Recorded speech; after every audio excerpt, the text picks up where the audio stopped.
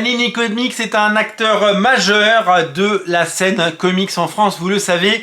C'est eux qui publient tous les titres Marvel Comics, tous les titres issus du catalogue de Millarworld, The Boys qui est un formidable succès, les comics Alien, les comics Star Wars, les comics Predator, les comics Conan. C'est un éditeur qui publie énormément de choses et qui a également un catalogue rempli de titres issus de la scène indépendante, des titres publiés par exemple chez Image Comics tout simplement, qui nous arrivent en France, non pas par le biais d'éditeurs indépendants, d'autres éditeurs qui habituellement nous habituent à éditer de magnifiques comics chez Delcourt, hein. Vous avez un catalogue fantastique issu notamment des parutions Image Comics aux États-Unis.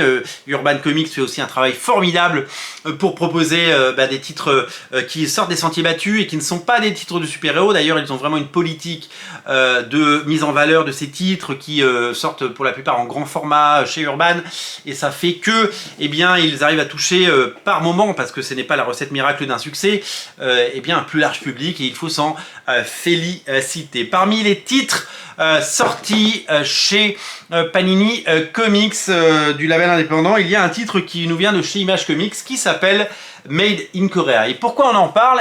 Parce que cet été, l'été 2024, Panini Comics a décidé de proposer un petit prix, un prix découverte, une offre découverte à seulement 10 balles. Alors des comics à 10 balles chez Panini, il y en a eu une ribambelle, il y en a eu vraiment beaucoup, c'est un usage qui se fait beaucoup, ça se fait beaucoup chez Urban également, notamment dans le label Urban Indies. L'idée c'est quoi? L'idée c'est que sur des séries au long cours, il faut avoir un grand succès pour un tome 1 pour espérer vendre un peu de tome 2. C'est la mécanique de tout ce qui se passe à peu près dans l'édition. Un tome 1 peut marcher à différents niveaux, ça peut vendre 1000, 10 000, 100 000, 1 million d'exemplaires, hein. Je parle de bande dessinée, de livres, ou ce que vous voulez. Et quoi qu'il arrive, la mécanique veut qu'un tome 2 se vendra, quoi qu'il arrive, moins.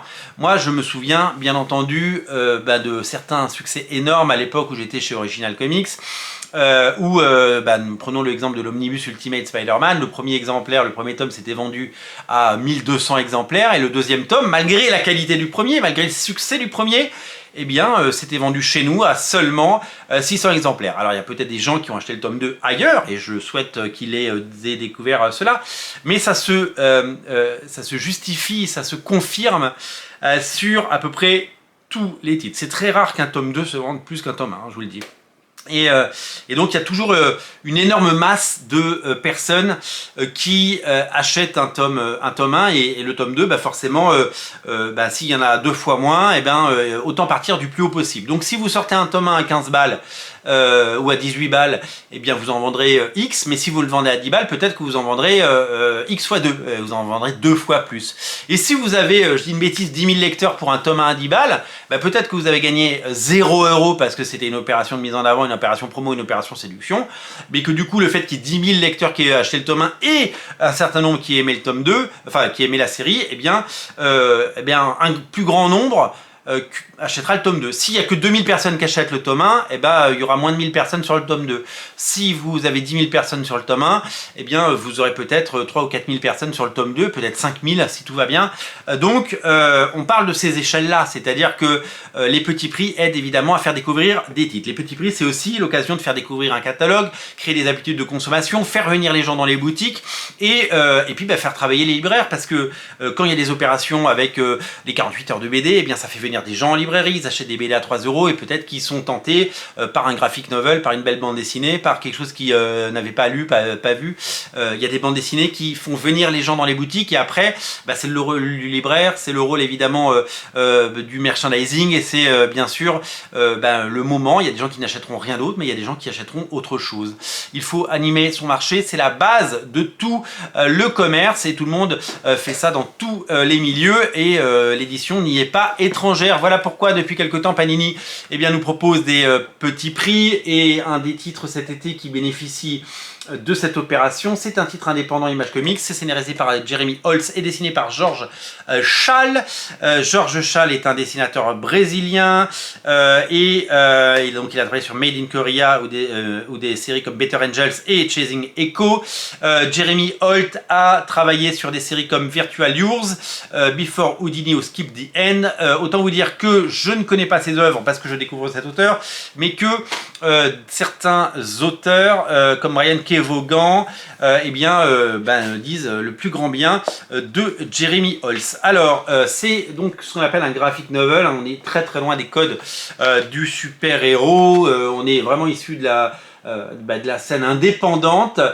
C'est l'histoire d'une jeune fillette de 9 ans coréenne, donc made in Korea, et qui est adoptée par un couple d'Américains qui va découvrir qu'elle est très différente. Ça va parler évidemment de racisme, vous l'avez compris, ça va parler évidemment de la différence des difficultés à s'intégrer, à exister et à découvrir sa personnalité quand on est déchiré entre deux cultures et deux éducations, parce que c'est une fillette de 9 ans, c'est pas un bébé qui est adopté et qui n'aurait pas connu autre chose. Donc vous allez plonger dans cette histoire. Et je n'en dirai pas plus, il y a peut-être un élément fantastique qui va venir se rajouter dans ce récit, et je vous laisse découvrir cela parce que le but il est évidemment de ne pas se spoiler. C'est vraiment, ces comics à 10 €, c'est vraiment le moment de les tenter. Évidemment, il faut avoir de l'appétence. Ne les prenez pas parce que ça coûte 10 €. Prenez-les parce que ça vous intéresse.